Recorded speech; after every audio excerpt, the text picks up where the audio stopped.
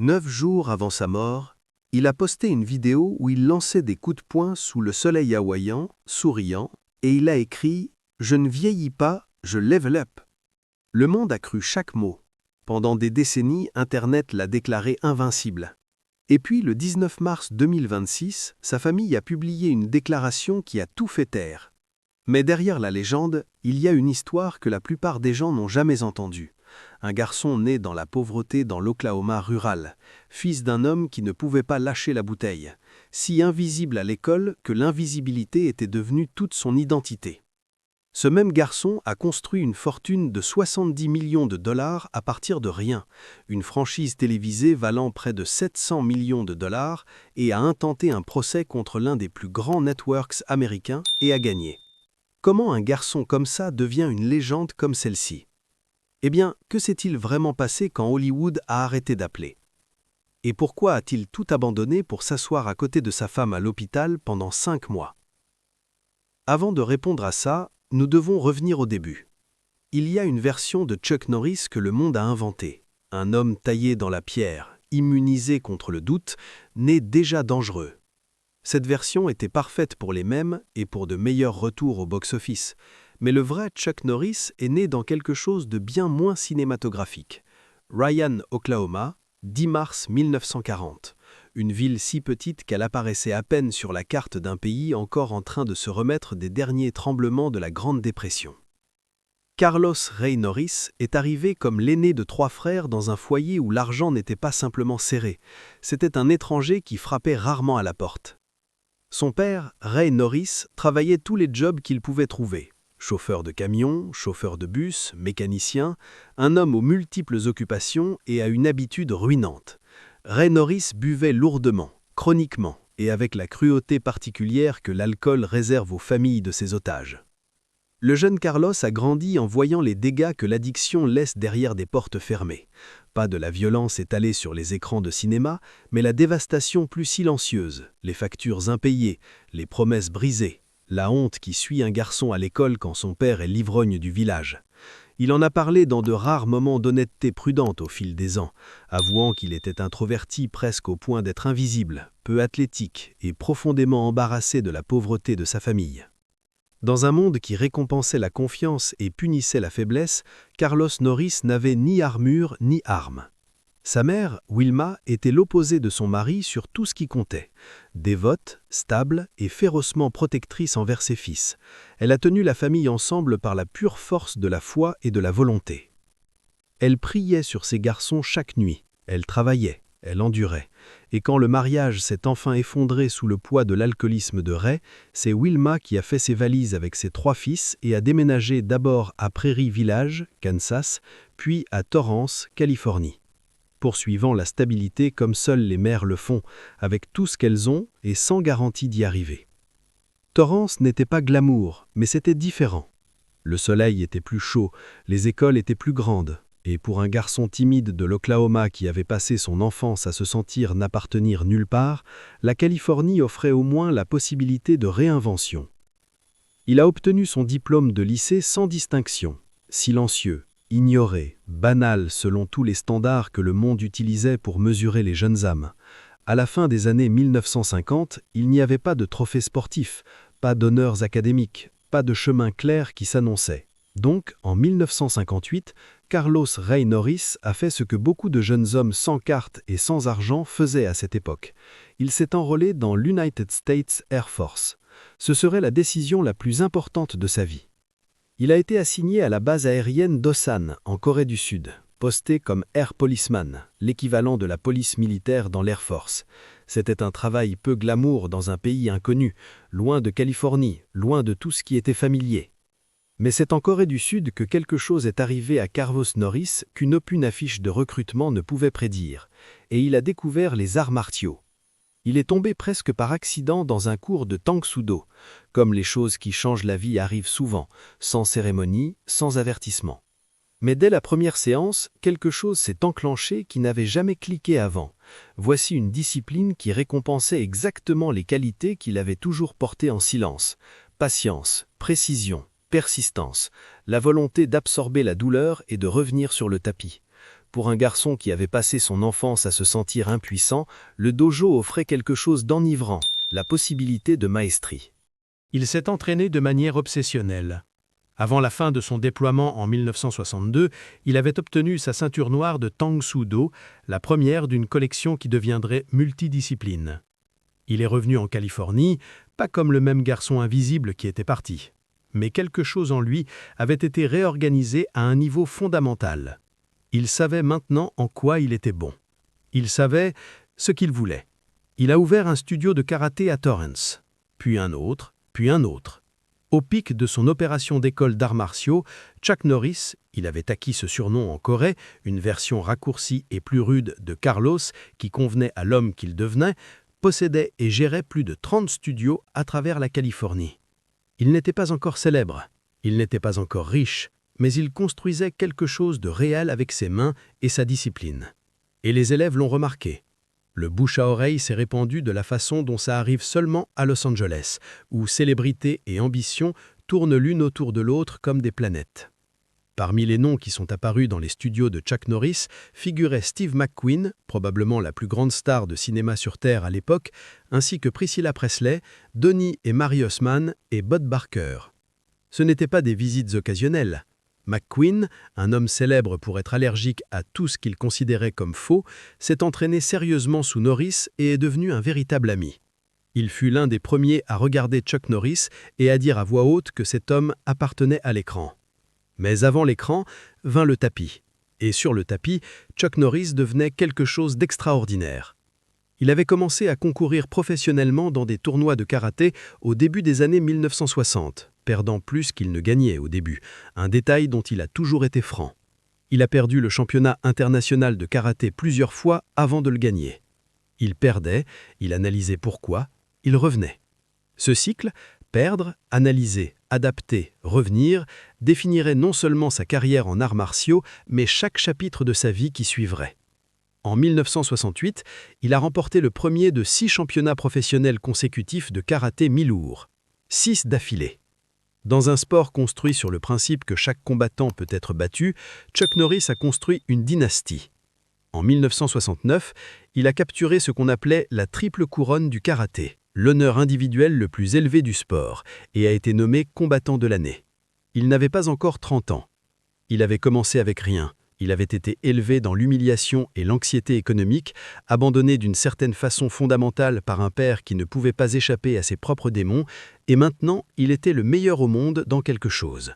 Pas proche du meilleur, pas parmi les meilleurs, le meilleur. C'est aussi pendant cette période qu'il a rencontré l'homme qui ouvrirait entièrement le chapitre suivant, Bruce Lee.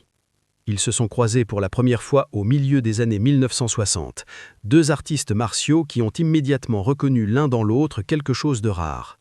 Pas seulement une maîtrise technique, mais une compréhension philosophique du combat qui allait au-delà du physique. Ils se sont entraînés ensemble, ils ont débattu de techniques, ils sont devenus de vrais amis. Et quand Bruce Lee assemblait le casting pour son film de 1972, The Way of the Dragon, il a pensé au champion américain de karaté qui lui avait donné les sparrings les plus durs de sa vie. Il a appelé Chuck Norris. Le rôle n'était pas le héros, c'était le méchant, un mercenaire engagé pour détruire le personnage de Lee, culminant dans une scène de combat finale dans le Colisée de Rome qui deviendrait l'une des séquences les plus iconiques de l'histoire du cinéma d'arts martiaux. Pour le rôle, Norris aurait ajouté du poids pour paraître plus imposant physiquement à côté de Lee. À l'écran, les 2 hommes bougeaient comme des forces de nature en collision. C'était la première fois que le monde voyait le visage de Chuck Norris. Ce ne serait pas la dernière. Il avait 32 ans. Il n'avait aucune formation d'acteur, pas d'agent, pas de connexion hollywoodienne au-delà des clients de son studio de karaté. Ce qu'il avait était une présence, le genre que la caméra ne peut pas fabriquer, seulement réveiller. Et Bruce Lee, l'un des hommes les plus perceptifs de l'histoire du cinéma, l'avait vu immédiatement. Le garçon timide d'Oklahoma, le fils d'un alcoolique, le gamin qui était invisible si longtemps que l'invisibilité était devenue toute son identité. Il était au point de devenir impossible à ignorer. The Way of the Dragon a ouvert une porte. Ce que Chuck Norris a fait ensuite, c'est l'enfoncer complètement. Hollywood, au milieu des années 1970, ne l'attendait pas. L'industrie fonctionnait sur les relations, sur les agents et les producteurs et la politique des studios, sur le genre de capital social qui s'accumule à travers des décennies dans les bonnes pièces aux bonnes fêtes. Chuck Norris n'avait rien de tout ça. Ce qu'il avait était un visage que la caméra respectait. Un corps qui bougeait avec la fluidité de 20 ans de discipline et la particulière obstination d'un homme qui avait déjà survécu à bien plus que des lettres de rejet. Son premier rôle principal est venu en 1976. Breaker Breaker, un film d'action de camionneur à petit budget qui lui a rapporté exactement 10 000 $ et exactement 0 éloge critique. Les critiques, là où elles existaient, n'étaient pas gentilles.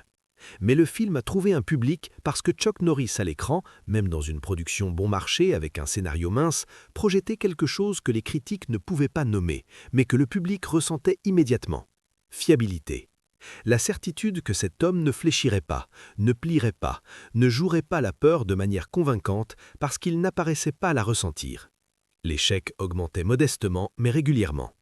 Good Guys Wear Black, en 1978, lui a rapporté 40 000 $. A Force of One, en 1979, a apporté 125 000 $. An Eye for an Eye, en 1980, a poussé ça à 250 000 $. Selon n'importe quelle mesure, ce n'étaient pas les chiffres d'une star, mais c'étaient les chiffres d'un homme qui construisait quelque chose brique par brique de la même façon patiente, méthodique qu'il avait construit ses championnats de karaté. Un match, un film, un pas à la fois. Et puis est venu Cannon Films, et tout s'est accéléré. Menahem Golan et Yoram Globus, les cousins israéliens qui dirigeaient Cannon Films au début des années 1980, ne faisaient pas de l'art, ils faisaient du produit. Rapide, bruyant, sans excuse, des films d'action commerciaux que les critiques méprisaient et que le public dévorait. Ils comprenaient quelque chose que la plupart d'Hollywood était trop raffiné pour admettre, qu'il y avait un énorme public d'Américains de la classe ouvrière qui voulait voir un certain type de héros à l'écran. Pas compliqué, pas conflictuel, pas déconstruit par l'ironie, juste dur, juste et finalement victorieux. Chuck Norris était né pour habiter cet espace. Le partenariat a produit certains des films d'action définissants de la décennie. Lone Wolf McQuad, en 1983, toujours considéré comme son meilleur pur film d'action, l'a casté comme un Texas Ranger solitaire opérant aux marges de la loi, un rôle si parfaitement adapté à sa persona qu'il semblait moins du jeu que de la documentation. Missing in Action, en 1984, était un phénomène qui touchait le nerf brut de l'anxiété américaine sur les POW encore crus détenus au Vietnam et transformait ce chagrin en pure catharsis cinématographique. La suite a suivi immédiatement. Puis Code of Silence, en 1985, largement loué, même par les critiques qui avaient rayé Norris. Puis Delta Force, en 1986, un film qui arrivait à un moment d'anxiété nationale intense sur le terrorisme et offrait la réponse la plus primordiale possible. Chuck Norris sur une moto équipée de lance-roquettes en résolvant les crises géopolitiques par des moyens extrêmement directs. Ces films n'étaient pas Shakespeare. Ils n'essayaient pas de l'être. Ce qu'ils étaient, c'était honnêtes sur ce qu'ils offraient et à qui. Et le public a répondu avec le genre de loyauté que les studios dépensent des centaines de millions pour fabriquer artificiellement. À son pic, au milieu des années 1980, Chuck Norris était parmi les stars d'action les plus rentables au monde, partageant cette ère rare avec Sylvester Stallone et Arnold Schwarzenegger. Des hommes venus d'endroits entièrement différents, avec des outils entièrement différents, mais qui comprenaient la même vérité fondamentale sur ce dont les cinéphiles de cette époque avaient faim. Il y avait une différence notable. Là où Stallone cultivait le pathos et Schwarzenegger embrassait l'autoparodie, Chuck Norris restait straight, complètement, presque défiant straight-faced. Il ne faisait pas de clin d'œil à la caméra, il ne livrait pas ses lignes avec la conscience que le public pourrait les trouver absurdes. Il jouait chaque scène comme si les enjeux étaient réels, parce que pour le personnage qu'il incarnait, il l'était. Les critiques appelaient ça un manque de gamme. Le public appelait ça de l'intégrité, et le box-office, pour la plupart de la décennie, était d'accord avec le public. Mais l'industrie du film est une marée, et aucun acteur ne peut retenir l'eau immobile pour toujours. Au début des années 1980, l'ère Cannon Films se terminait. Le studio lui-même s'est effondré sous la dette et la surextension, et l'appétit pour des héros d'action purs et non ironiques changeait. Les budgets massifs se dirigeaient vers la science-fiction, vers les effets spéciaux, vers une nouvelle génération de stars. Et la porte qui avait été ouverte pour Chuck Norris ne se fermait pas exactement, mais elle se rétrécissait. Il est passé par télévision à la place. Walker, Texas Ranger, débuta sur CBS en avril 1993. Norris jouait Tordell Walker, un Texas Ranger moderne, mi-Cherokee, farouchement moral et profondément engagé pour la justice, dans un Dallas qui ne manquait pas de criminels. Le show n'était pas sophistiqué selon les standards que les critiques célébraient à l'époque. Ce n'était pas The Wire, ce n'était pas de la télévision prestige. C'était par design et par conviction un show sur un homme bon faisant le bien dans un monde qui continuait de produire du mal. Délivré avec le genre de clarté morale non compliquée à laquelle une portion significative d'Amérique répondait chaque samedi soir. Il a duré 8 saisons, 203 épisodes de 1993 à 2001. Tordell Walker était l'un des personnages les plus reconnaissables à la télévision américaine, une fixture dans des dizaines de millions de foyers, le genre de show que les familles regardaient ensemble à travers les générations. Norris n'était pas simplement l'acteur principal, il était aussi producteur, ce qui signifiait que ses empreintes étaient sur le ton, l'éthique, la texture spécifique de ce que le show était et n'était pas prêt à être. Sa compensation reflétait ce double rôle.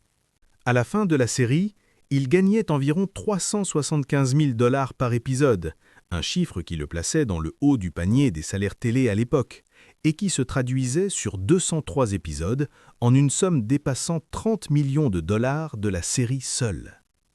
Mais l'histoire de Walker, Texas Ranger et d'argent ne s'arrête pas là. Elle ne s'arrête nulle part près de là. Le show a généré des revenus longtemps après que les caméras aient arrêté de tourner via la syndication, les licences, la distribution internationale et finalement le streaming. Selon des documents judiciaires qui deviendraient publics plus tard, la série a produit plus de 692 millions de dollars de revenus totaux au cours de son existence. Chuck Norris, via sa société de production Top Kick Productions, détenait un droit contractuel à 23% des profits du show. Il croyait que CBS lui devait significativement plus que ce qu'il avait reçu. En 2018, Norris a intenté un procès contre CBS, alléguant que le network avait structuré les accords de distribution du show, y compris les accords de streaming remontant à 2004, de façon qui obscurcissait délibérément les profits et empêchait sa clause de participation aux bénéfices d'être déclenchée. C'était une action légale détaillée, techniquement complexe. Et ce n'était pas le genre de combat qu'un homme entreprend à la légère. Porter plainte contre l'un des 3 grands networks de diffusion américains sur un show qui s'était terminé près de 2 décennies plus tôt nécessitait à la fois la conviction que la réclamation était juste et les ressources pour soutenir une bataille légale prolongée. Chuck Norris avait les deux. L'affaire a traîné dans le système judiciaire pendant 5 ans. En juillet 2023, les parties sont parvenues à un règlement et les termes n'ont pas été divulgués publiquement. CBS a émis seulement une brève déclaration confirmant que le différend avait été résolu. Mais le fait du règlement, après des allégations que le network lui devait plus de 30 millions de dollars, en disait long sur le bien fondé de sa position. C'était à sa manière entièrement cohérent avec tout ce que Chuck Norris avait jamais fait. Il n'avait pas accepté le premier verdict, il n'avait pas abandonné un combat parce que l'adversaire était grand et les chances incertaines. Il avait fait la même chose qu'il avait faite dans les tournois de karaté des années 1960, la même chose qu'il avait faite quand Canon Films s'était effondré, la même chose qu'il avait faite chaque fois que la vie plaçait quelque chose de grand et d'immobile sur son chemin. Il a trouvé un moyen de passer. Au moment où Walker, Texas Ranger a terminé sa diffusion originale en 2001, Chuck Norris avait construit quelque chose qui défiait une catégorisation facile. Il était un champion d'arts martiaux, une star de cinéma, une institution télévisuelle, un producteur, un homme d'affaires, et pour une génération d'enfants américains qui avaient grandi en regardant Tordell Walker rendre la justice chaque samedi, quelque chose approchant une boussole morale. Pas un homme parfait, pas un homme sans contradiction, mais un homme dont la présence publique avait été organisée autour de l'idée que la discipline, la foi et la persévérance n'étaient pas des concepts naïfs, mais fonctionnels, qu'ils marchaient réellement, que le monde les récompensait éventuellement si on restait dans le combat assez longtemps. Les mêmes qui arrivaient, le phénomène Internet qui ferait de son nom un synonyme d'invincibilité elle-même, n'était pas encore arrivé. Mais la fondation pour eux avait été posée sur 4 décennies de se présenter, d'absorber ce qui venait et de refuser d'être fini. La légende était complète. Ce qui vint ensuite était quelque chose d'entièrement différent. quelque chose que la légende ne l'avait pas préparé à affronter, quelque chose qu'aucun coup de pied circulaire, aucune équipe légale, aucun deal de production et aucune quantité de discipline ne pouvaient équiper pleinement un homme à endurer. La vie était sur le point de demander à Chuck Norris quelque chose de bien plus coûteux que de l'argent. Il y a un type particulier de richesse que Hollywood produit en abondance, le genre qui arrive vite, se dépense plus vite et laisse ses anciens propriétaires avec rien d'autre que des histoires et des regrets. Chuck Norris a construit un type différent entièrement. Au moment de sa mort, le 19 mars 2026, Chuck Norris portait une valeur nette estimée à 70 millions de dollars.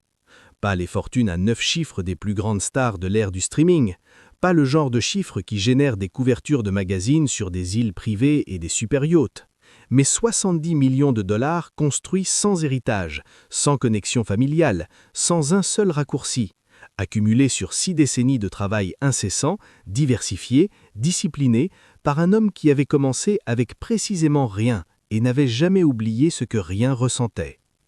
L'architecture de cette fortune vaut la peine d'être comprise parce qu'elle reflète l'homme aussi clairement que tout ce que Chuck Norris a jamais dit dans une interview.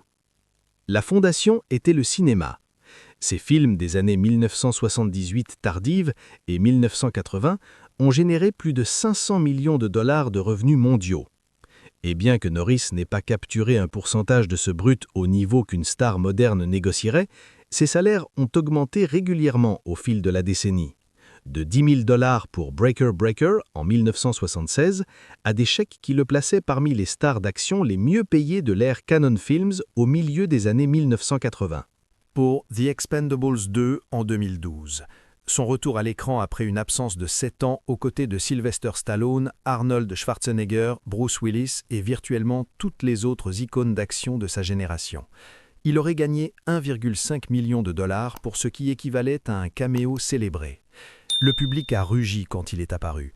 Ça ressemblait à une réunion avec quelque chose qu'ils avaient manqué sans vraiment s'en rendre compte. Mais le cinéma n'était que la fondation. Walker Texas Ranger était la structure construite dessus. 375 000 $ par épisode, 203 épisodes. Un show qui a généré 692 millions de dollars de revenus totaux via sa diffusion originale, la syndication, les licences internationales et le streaming, et une clause de participation aux bénéfices de 23% que CBS aurait soi-disant structuré ses accords de distribution pour éviter de déclencher, menant au procès de 2018 et au règlement de 2023, dont les termes non divulgués suggéraient fortement que Norris avait raison sur le fait qu'on lui devait significativement plus que ce qu'il avait reçu. Au-delà des victoires judiciaires et des salaires d'acteurs, Chuck Norris comprenait quelque chose que beaucoup d'artistes de sa génération ne comprenaient pas, qu'un nom correctement géré est une entreprise. Il a construit en conséquence. Lui et Gina ont cofondé Sea Force Water, une marque d'eau artésienne sourcée d'un aquifère naturel sous leur vaste ranch à Navasota, Texas. La compagnie se différenciait par un sourcing durable et un emballage éco-conscient, la positionnant non comme un projet vaniteux de célébrité, mais comme un véritable produit de consommation construit sur les valeurs transparence, pureté, discipline que le nom Norris avait toujours porté. À côté de ça, ils ont lancé Roundhouse Provisions, offrant des suppléments nutritionnels et des produits de préparation aux urgences qui parlaient directement au public qui avait toujours été le plus loyal à Chuck Norris, des Américains qui valorisaient l'autonomie, la santé physique et la préparation. Une troisième entreprise, Lone Wolf Ranch Pets, a étendu la marque à une nutrition premium pour animaux de compagnie faite à partir d'ingrédients élevés au ranch. Ces écoles d'arts martiaux, la chaîne qui avait commencé à Torrance en 1962 avec un seul studio et a finalement grandi à plus de 30 emplacements, continuaient à générer des revenus via la United Fighting Arts Federation, l'organisme de certification que Norris a établi en 1979 pour fournir à ses écoles affiliées un curriculum standardisé et des credentials. Les accords d'endossement, les licences, les ventes de livres de ces 5 volumes publiés sur les arts martiaux et la foi chrétienne et les royalties de décennies d'apparitions au cinéma et à la télévision complétaient le tableau. Un analyste financier cité après sa mort a décrit Norris comme un exemple classique de construction de richesse via de multiples flux de revenus, notant que sa décision de prendre des positions de propriété en tant que producteur, plutôt que d'accepter seulement des salaires d'acteurs, lui avait permis de participer à des revenus à long terme que la plupart des acteurs de son ère signaient simplement. Il possédait de l'immobilier qui reflétait à la fois ses racines texanes et sa relation ultérieure avec Hawaï. Le ranch de Navasota au Texas avait été sa résidence principale pendant des années, vaste, privé et aussi éloigné d'Hollywood qu'un homme pouvait l'être tout en restant techniquement dans l'industrie du divertissement. Sur la côte nord de Kauai, lui et Gina possédaient une propriété depuis 2015 évaluée à environ 7 millions de dollars où il passait de plus en plus de temps dans ces dernières années. C'était sur cette île, dans ces derniers jours, que l'urgence médicale a frappé. Et puis il y avait les mèmes. À partir du milieu des années 2000, un phénomène est apparu en ligne qu'aucun publiciste n'aurait pu concevoir et qu'aucun studio n'aurait pu acheter. Les Chuck Norris Facts. Une collection absurde en constante expansion de one-liners construits autour de la prémisse de son invincibilité défiant la physique se sont répandus sur les forums, les plateformes de réseaux sociaux et finalement dans le vocabulaire culturel plus large de l'Internet anglophone. La mort a eu une fois une expérience quasi Chuck Norris. Chuck Norris ne lit pas les bouquins, il les fixe jusqu'à ce qu'il lui donne l'information. Chuck Norris peut diviser par 0. Les blagues étaient ridicules. Elles étaient aussi, paradoxalement, une forme de révérence authentique, une façon d'une génération qui avait grandi à le regarder à l'écran de traiter la qualité spécifique qu'il avait toujours projetée, la certitude et le calme, le refus d'apparaître effrayé par quoi que ce soit que le monde plaçait devant lui. Norris les a reçus avec grâce et humour sec, participant parfois à la blague lui-même. Le 10 mars 2026, son 66e anniversaire, il a posté une vidéo sur les réseaux sociaux depuis Kauai. Il était en tenue d'entraînement, il lançait des coups de poing, il souriait. La légende disait « Je ne vieillis pas, je level up ». 9 jours plus tard, il était parti. Sous l'Empire et la légende, sous la valeur nette et les entreprises et l'immortalité Internet, il y avait toujours l'autre chose, la chose que Chuck Norris lui-même aurait dit qui comptait le plus, sa foi. Né des prières de sa mère Wilma sur 3 enfants dans une maison qui ne pouvait pas toujours se permettre le dîner, approfondi à travers des décennies de discipline et de perte et de récupération. Sa foi chrétienne n'était pas une position de relation publique ou un calcul démographique. Elle était structurelle. Elle organisait comment il pensait à l'échec, au mariage, à la paternité, au but de la fortune qu'il avait passé sa vie à accumuler. Kickstart Kids, le non-profit qu'il a fondé en 1990, initialement appelé Kick Drugs Out of America, qui à la fin de sa vie avait touché plus de 100 000 jeunes via des programmes gratuits d'arts martiaux et d'éducation au caractère dans les collèges et lycées, n'était pas une stratégie fiscale. C'était une expression directe de ce qu'il croyait que la richesse était réellement pour. Que la discipline qu'il avait sauvée d'une enfance brisée méritait d'être transmise gratuitement aux enfants qui se tenaient dans des variations du même endroit où ils s'étaient tenus autrefois. Il a construit un empire et il l'a utilisé comme un outil. Et il n'a jamais, dans aucune interview sur 6 décennies, suggéré que l'empire était le but. Dans les dernières années de sa vie, Chuck Norris a perdu des gens.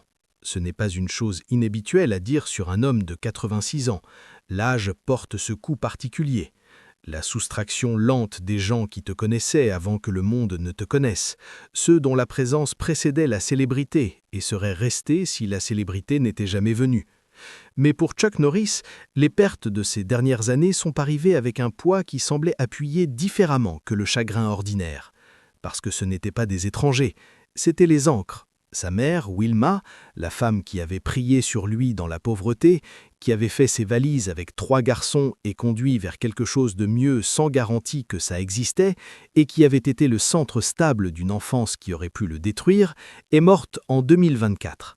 Elle avait vécu une longue vie, ça ne rendait pas son absence plus petite. Chuck Norris avait parlé de sa mère à travers des décennies d'interviews, avec une tendresse particulière qu'il réservait à très peu de sujets. Elle était l'origine de tout ce qui valait la peine d'être gardé en lui. Sa foi était sa foi. Son refus de capituler était le plan pour le sien. La perdre était perdre la première personne qui avait cru sans condition et sans preuve qu'il valait la peine d'être cru. Puis, en décembre 2025, Diane Holchek est morte, sa première femme. la femme qui avait épousé Carlos Ray Norris en 1958, avant les championnats de karaté, avant Bruce Lee, avant qu'Hollywood ait la moindre idée qu'il existait, et qui était restée 30 ans à travers tout ça. Quelles que soient les complications privées de leur divorce éventuel, Diane était tissée dans les chapitres fondateurs de sa vie de façon qui ne pouvait pas être défaite par des documents légaux. Elle était la mère de ses enfants.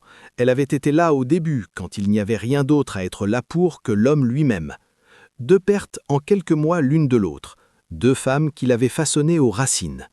Chuck Norris a eu 86 ans le 10 mars 2026. Il était à Kauai, Hawaï, dans la propriété sur la côte nord que Gina et Chuck possédaient depuis 2015. L'île qui était devenue, dans ces dernières années, une paix véritable, la lumière du Pacifique, le rythme plus calme, et la distance de la machinerie de l'industrie du divertissement qui avait consommé tant de sa vie si longtemps. Il a marqué l'anniversaire de la façon dont il avait toujours marqué tout, en travaillant. Il a posté une vidéo sur les réseaux sociaux. Il était en tenue d'entraînement sous le soleil hawaïen, se déplaçant avec l'économie délibérée et pratiquée d'un homme qui avait passé 60 ans à enseigner à son corps exactement quoi faire. Il lançait des coups de poing. Il souriait à la caméra avec la satisfaction particulière de quelqu'un qui a survécu la plupart des choses qui ont essayé de l'arrêter. La légende était brève et entièrement caractéristique. Je ne vieillis pas, je level up. La vidéo a été partagée des centaines de milliers de fois. Les fans ont répondu comme ils l'avaient toujours fait, avec affection et avec la chaleur spécifique qui s'accumule autour d'une personne qui a été une présence fiable dans votre vie à travers des décennies. Les Chuck Norris Facts sont apparus dans les commentaires, comme toujours. Il avait 86 ans et était encore capable de générer le genre de joie authentique que la plupart des artistes passent des carrières entières à chasser. 9 jours plus tard, le 19 mars 2026, Chuck Norris a subi une urgence médicale soudaine sur l'île de Kauai. Il a été transporté d'urgence au Wilcox Medical Center à Lihue. La nature de l'urgence n'a pas été divulguée publiquement. Les premiers rapports indiquaient qu'il avait été actif et de bonne humeur juste la veille. Une source qui avait parlé avec lui le 18 mars le décrivait comme optimiste, jovial, en train de s'entraîner. L'efflopsement était soudain de la façon dont les choses les plus dévastatrices tendent à l'être. Pas précédé d'un long déclin qui permet la préparation, mais arrivant sans avertissement au milieu d'une journée ordinaire, sur une île où il avait été heureux, faisant les choses qu'il avait toujours fait. Gina était avec lui. Ses enfants ont été contactés et se sont rendus à Hawaï. La famille s'est rassemblée de la façon dont les familles se rassemblent quand quelque chose d'irréversible est compris comme étant en train d'arriver. Pas d'une façon qui peut être planifiée ou gérée, mais de la façon urgente, particulière, qui dépouille tout le reste et réduit le monde à la pièce, la personne, le temps restant. Le matin du 20 mars 2026, la famille Norris a publié une déclaration via les réseaux sociaux. C'est avec un cœur lourd que notre famille partage le décès soudain de notre bien-aimé Chuck Norris hier matin. Bien que nous aimerions garder les circonstances privées, sachez qu'il était entouré de sa famille et qu'il était en paix. La déclaration continuait. Pour le monde, il était un artiste martial, un acteur et un symbole de force. Pour nous, il était un mari dévoué, un père et grand-père aimant, un frère incroyable et le cœur de notre famille. Il a vécu sa vie avec foi, but et un engagement inébranlable envers les gens qu'il aimait à travers son travail, sa discipline et sa gentillesse. Et il a inspiré des millions dans le monde et a laissé un impact durable sur tant de vies. La cause du décès n'a pas été divulguée. La famille a demandé la vie privée et le monde, qui avait passé des décennies à construire une mythologie entière autour de la prémisse que Chuck Norris ne pouvait être battu par rien, pas le temps, pas les circonstances, pas le poids complet du destin arrivant en même temps, s'est tu. Pas longtemps, parce que la chose à propos d'une vie construite comme Chuck Norris a construit la sienne, c'est qu'elle n'a pas besoin que son sujet soit présent pour continuer à parler. Ces films sont toujours là. Les épisodes de Walker Texas Ranger, tous les 203, trouvent encore leur public, délivrent encore la même assurance non compliquée qu'ils ont toujours délivrée. Qu'un homme bon avec assez de discipline et assez de conviction peut faire une différence dans un monde qui continue à produire des raisons d'en douter. Les Chuck Norris Facts circulent encore, font encore sourire les gens, portent encore ce sous-courant particulier d'admiration authentique habillé en comédie absurde. Kickstart Kids continue de fonctionner, continue d'atteindre des jeunes dans les collèges et lycées à travers l'Amérique, continue de placer les arts martiaux et le développement du caractère dans les mains d'enfants qui ont besoin exactement de ce dont un garçon timide et pauvre de l'Oklahoma avait besoin autrefois. Quelque chose en quoi croire et quelqu'un pour leur montrer que la discipline n'est pas une punition mais une libération. Il a laissé 70 millions de dollars. Il a laissé 5 enfants et 13 petits-enfants. Il a laissé une femme qui avait survécu à quelque chose qui aurait dû la tuer en partie parce qu'il avait refusé de la laisser partir. Il a laissé un non-profit qui avait touché plus de 100 000 vies. Il a laissé une franchise qui avait généré près de 700 millions de dollars et un public qui avait aimé Cordell Walker avec le genre de loyauté que les dirigeants de télévision passent des carrières à essayer de comprendre. Et il a laissé quelque chose de plus difficile à quantifier, mais peut-être plus durable que tout le reste. La qualité spécifique de son exemple. Qu'un garçon peut naître dans la pauvreté et le dysfonctionnement et l'invisibilité, et quand même, par l'application d'un effort soutenu sérieux sur une vie soutenue sérieuse, devenir quelque chose. Pas sans effort, pas sans coût, pas sans échecs et pertes, et les humiliations particulières que la vie distribue sans égard pour si vous les méritez. Mais quelque chose de réellement et indéniablement quelque chose. Chuck Norris n'était pas un homme parfait, et il était un homme divorcé, un homme qui a fait des erreurs, qui avait des chapitres compliqués, qui portait les cicatrices d'une enfance qu'il n'avait pas choisie et d'une entreprise qui s'est terminée. Il était un homme qui s'est assis à côté de sa femme mourante sur un canapé d'hôpital pendant 5 mois et lui a lu des livres les uns après les autres parce que c'était à quoi l'amour ressemblait quand les caméras étaient éteintes et que le choix était réel. Il était en fin de compte exactement ce que les mèmes ont toujours prétendu et aussi quelque chose que les mèmes ne pouvaient jamais tout à fait capturer. Plus dur qu'il n'apparaissait, plus humain que la légende ne le permettait et plus digne d'être rappelé pour la texture réelle de sa vie réelle que n'importe quel coup de pied circulaire jamais filmé. Le dernier combattant a quitté le tapis, mais la leçon qu'il a laissée, que le combat lui-même poursuivi avec foi et discipline et le refus de rester à terre, cette leçon ne prend pas sa retraite avec lui. Si cette histoire vous a touché, si Chuck Norris a fait partie de la bande-son de votre vie, laissez un commentaire ci-dessous. Partagez cette vidéo avec quelqu'un qui a besoin qu'on lui rappelle que des débuts ordinaires ne déterminent pas des fins extraordinaires.